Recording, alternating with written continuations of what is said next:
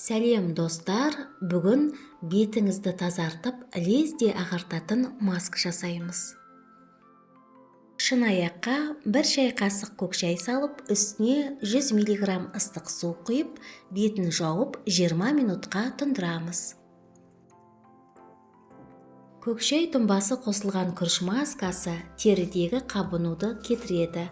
Қара нүктелер мен безеулердің пайда болуына жол бермейді. Маска тері тесігін тарылтып, теріні қатайтып тазартады.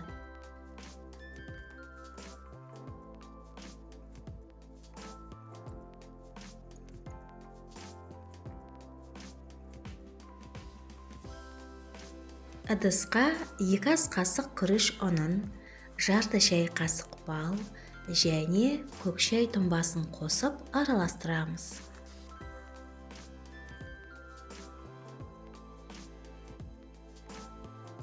Достар, егер мені қолдағыңыз келсе, каналға жазылыңыз, лайк басыңыз, видео рецепттермен достарыңызбен бөлісіңіз.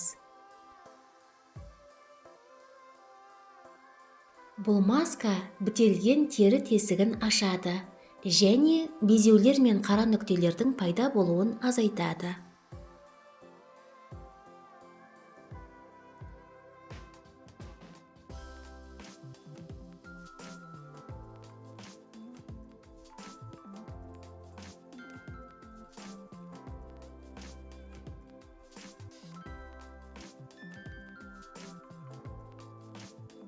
Маска негізі осылай қаймақ тәрізді болып шығуы керек.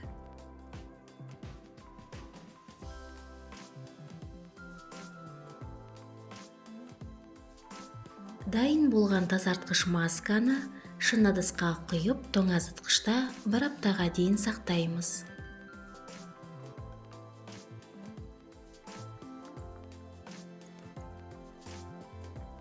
Масканы аптасына 3 рет бетіңізге, мойныңызға және декольте терісіне жағып 30 минутқа қалдырамыз.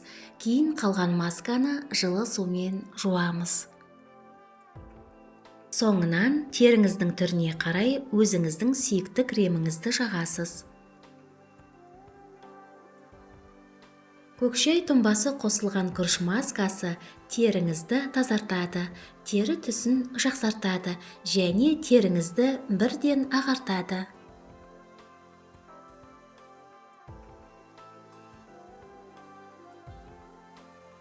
Сізге денсаулық, жастық және сұлулық тілеймін. Келесі кездескенше.